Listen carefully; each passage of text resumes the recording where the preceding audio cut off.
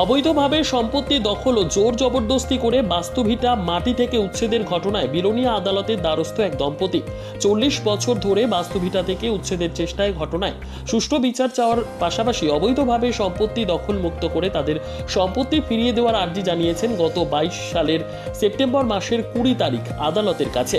সেই মামলা বিচারাধীন অবস্থায় থাকাকালীন বুলডোজার চালিয়ে মাটি কেটে নেওয়ার চেষ্টা, বাধা দিলে মেরে ফেলার হুমকি, ঘটনা নিত্য নৈমিত্তিকভাবে চলছে দম্পতির ওপর। শুধু তাই নয়, গত শনিবার জুন মাসের 4 তারিখের রাতে বসত ঘরে আগুন দিয়ে পুড়িয়ে মারার চেষ্টার ঘটনা সংঘটিত করা হয়, কিন্তু টের পাওয়ার পর দম্পতি সহ ছেলে মেয়েরা প্রাণে বেঁচে যায়। এই ধরনের ন্যাক্কারজনক ঘটনা ঘটে শান্তির বাজার মহকুমাধীন বাইখোড়া সুভাষ কলোনি এলাকায়। যদিও বা এই দম্পতি শান্তির বাজার থানায় দ্বারস্থ হয়ে ঘটনার বিষয়ে সুষ্ঠু তদন্তক্রমে দোষীদের দৃষ্টান্তমূলক শাস্তির দাবি করে শান্তির বাজারের বাসিন্দা প্রদীপ মজুমদার, রাজু মজুমদার ও কৌশিক চৌধুরীর বিরুদ্ধে মামলা দায়ের করে গত রবিবার 5 জুন। মামলা করার পাশাপাশি বিলোনিয়া আদালতে দ্বারস্থ হয় বাইখোড়া সুভাষ কলোনি এলাকার দম্পতি পাপিয়া দাস সরকার ও শ্যামল সরকার।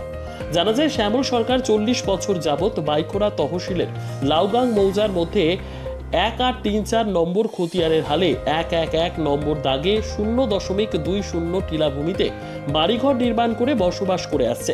কিন্তু প্রদীপ মজুমদার শ্যামল সরকারের জায়গা নিজের নামে ভূমি বন্দোবস্ত করে নেয় বলে অভিযোগ। কিভাবে শ্যামল সরকারের জায়গা প্রদীপ মজুমদারের নামে হয়ে যায় তা নিয়ে বিলোনিয়া ভূমি বন্দোবস্ত কর্তৃপক্ষদের বিরুদ্ধে প্রশ্নচিহ্ন দেখা দিয়েছে। কোনো তদন্ত ছাড়া বিলোনিয়া ভূমি বন্দোবস্ত কর্তৃপক্ষরা একজনের জায়গা অন্যজনের নামে বন্দোবস্ত করে নিয়েছে, তা নিয়ে গুঞ্জন শুরু হয়েছে।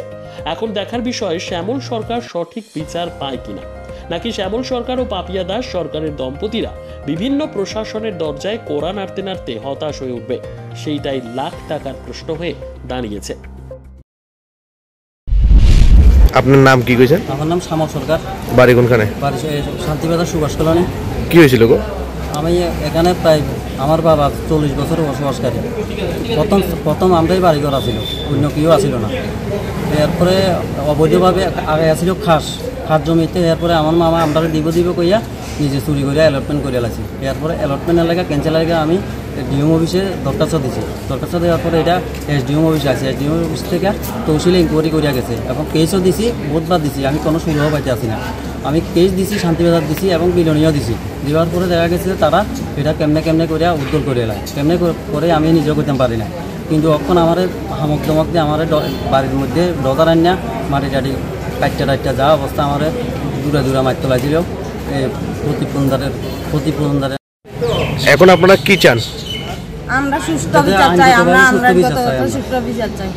আমরা বিচারটা যাতে ঠিকভাবে যাতে কোনখানে গেছেন? গেছি আমরা বিলোনিয়া আছি, 2-3 বার আছি। এরপরে এসডিএম অফিসে গেছি। এরপরে আমরা শান্তিবাজার প্রথম পিএসের কাছে আমরা অ্যাপ্লিকেশন দিছি। এরপরে আমরা বিলোনিয়ার থেকে আবার অ্যাপ্লিকেশন দেওয়া হয়েছে, কমিশনের কাছে দেওয়া হয়েছে এবং এসপিওর কাছে দেওয়া হয়েছে। এটা আবার শান্তিবাজার আছে, শান্তিবাজার থেকে আবার আমার বাড়িতে আছে ইনকোয়ারি করে গেছে এতটুকু, এবং তহসিলেও ইনকোয়ারি করে গেছে অ্যালটমেন্ট ক্যান্সেল হয়ে গেছে।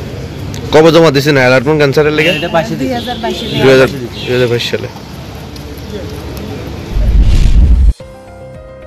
নিজস্ব প্রতিনিধির রিপোর্ট, দুরন্ত টিভি।